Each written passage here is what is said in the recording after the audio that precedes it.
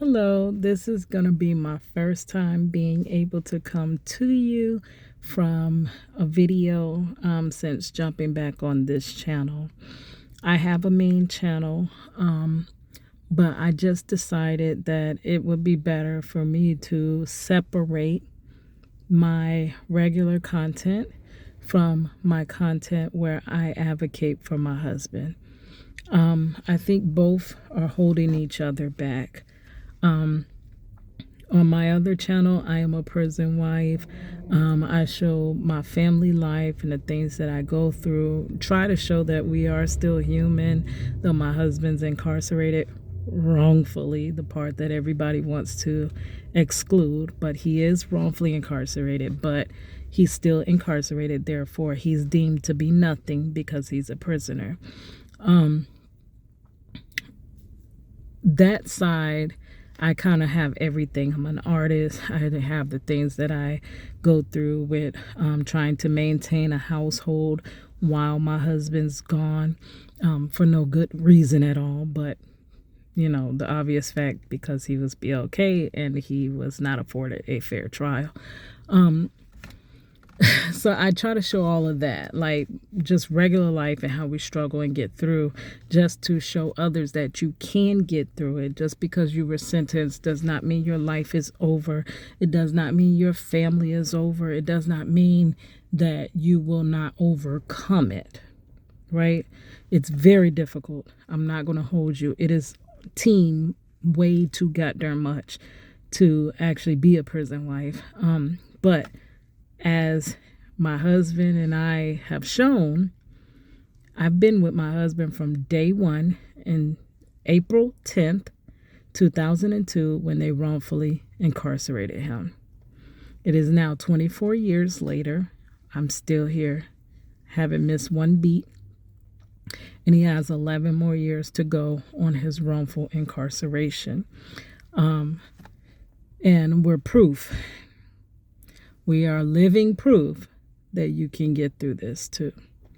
Now, so on this channel, I have some old videos, because it's been for a while that the Lord has been telling me to separate your content, separate it. And I never did until I did. I initially set up the channel and I had started extracting some of the videos that were only about my husband's case and prison reform and wrongful convictions, because that's what I really target in on, in between the showing my life and stuff like that, right? That is my passion. That is my purpose. Criminal justice reform, prison reform, and wrongful convictions. So I had some initial videos that I will start to release that I kind of extracted out of my other channel, and started moving over here so that I can have it just hashtag free Marcello, nothing else but that. But what I realized when the Karmelo Anthony case came up, and I do not touch on trending topics whatsoever. There's so many trending stories, and you'll never hear me chime in unless it really is targeting one of those aspects, right? Criminal justice reform, prison reform, or wrongful convictions. And what I've seen about this case, my covering of wrongful convictions started with C. Merck, with his claims that he's innocent, and everyone's like, yeah, whatever. And then it later followed into Tory Lanez, and everyone's like, yeah, whatever. There's no way you're innocent. And I know how it feels to be innocent and be advocating for someone innocent, and people will not even hear the first word out your mouth. You can literally show them this case all the way up and down, how your loved one was done wrong, like worse than wrong, whatever word is tremendously wrong, whatever, and they still will not hear you out, right? Because number one, people don't believe that wrongful convictions ever happen, and if they did ever happen, it has to be this freak situation that it couldn't be your loved one that they accidentally freakily done this to, which my belief, wrongful convictions are purposeful wrongful convictions, right? So upon hearing the Karmelo Anthony story, I always listen to the other side. I hear both sides like the courts are supposed to do. You're supposed to be non-biased. You're supposed to stand in the middle until evidence is proven which way to sway, right? But people don't do that, right? They automatically feel like you're a defendant. You have to be guilty.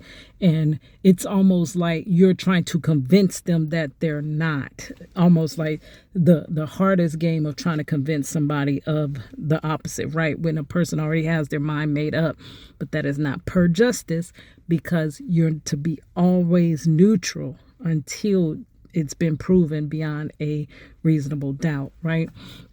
So when I heard the Karmelo Anthony case, actually I should move that story over here, how I reviewed that story last year. How I reviewed it from being in the middle and saying, let me hear everything. I'm not calling nothing. Just because y'all said he's guilty as jail, I don't know. I don't know enough of the evidence. And I know how they extract evidence. And I know how they hide things allegedly. And I know how they spin things. And I know how they wheel and deal behind the scenes. I know all of that first-handed, so I also know I cannot call it on nobody else until I know the full entire facts, till I see the facts. That's when I can call a case, which is really difficult to do if you don't have all the pieces. So you got to wait. But people were already calling it. So I'm like, well, dang, if y'all did that to him, this is exactly what y'all did in my husband's case.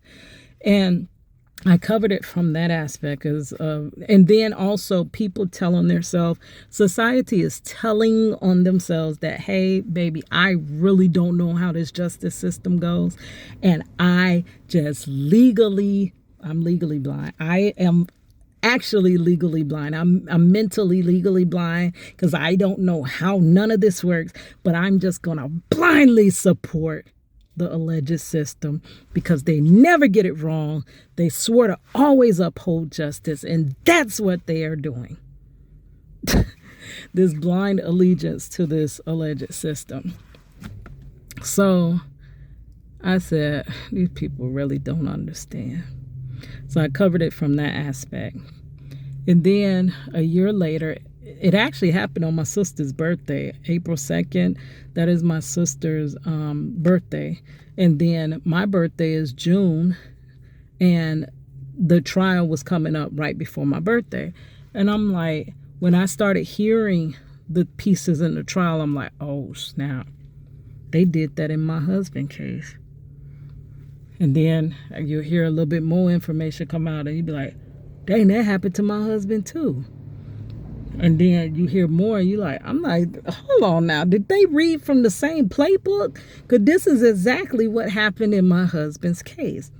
And then I started seeing the community get outraged. And I'm like, what y'all outraged for now? Y'all didn't give a jail when I told you that this happened to my loved one. Y'all told me stop making excuses for criminals when it happened to my loved one. Y'all told me there's no way he's innocent. He sat before a jury of his peers. Y'all told me all of that. But now, in this case, you're outraged. And I'm outraged on how y'all outraged. Because had anybody listened long ago, I have been trying to tell this story since MySpace. Do you know how long ago that was? A very, very, very long time ago. And before MySpace, I was trying to tell it person to person. And I continually got the same consistent answers. There's no way. So I got on the thing, on the journey of saying, okay, well, I got to prove that these things happen and happen often. That's how I started covering wrongful convictions. I've covered over 37. They have the same playbook, the same thing, just change the name. Just change the name. Same thing happened. In my loved one's case, And y'all outraged about Karmelo Anthony's in his case, even if y'all swear he's guilty. I don't know if he is or not. And just because a court says he's guilty, I'm not going to just say he's guilty, because I know how they play, allegedly, the game. But y'all were outraged. But there was no outrage for us.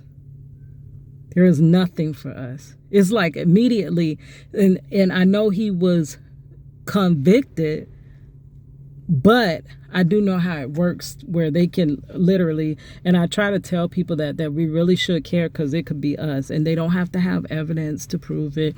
If they say you're guilty, you're most definitely guilty, no matter even if you're innocent, right? So, yeah, the outrage is taking me aback, because if you had have been outraged a long time ago when I was trying to tell you, and also there's more people that I've covered stories of people being wrongfully incarcerated in the 70s. It takes them about 30 to 40 years to break their stories, and then they finally get home. And then y'all be outraged again. Oh, somebody better pay. Oh, they took that much time. Yeah, because you never would assist when you could assist. You could have assisted. You could have listened. You could have done anything to help that innocent person get out of prison, but you didn't. You sat there and you believed what you were told, and you dug no further. So you're a reason why it keeps happening, and why it was able to happen. And then my husband, 11 years from now, will be out of his wrongful conviction, right? As soon as if Karmelo is wrongfully incarcerated, y'all got him out instantly. Y'all could have got Marcello out instantly as well, but y'all chose not to. Y'all can get him out now. He has 11 more years to go. Y'all can stop this heartache for me now, but you won't. But you won't. You're stuck on the fact that Karmelo Anthony's case is a freak occurrence when it's business, allegedly, as usual. And that is why it will happen again. That is why it's happened so much. And that is why, even if they get him out or if they don't, it will happen again. Because you haven't changed anything.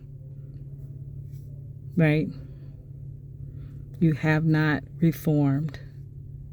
Remember I said criminal justice reform? You haven't reformed. And when they go to prison, the innocent people will be treated inhumanely, allegedly, just like the guilty.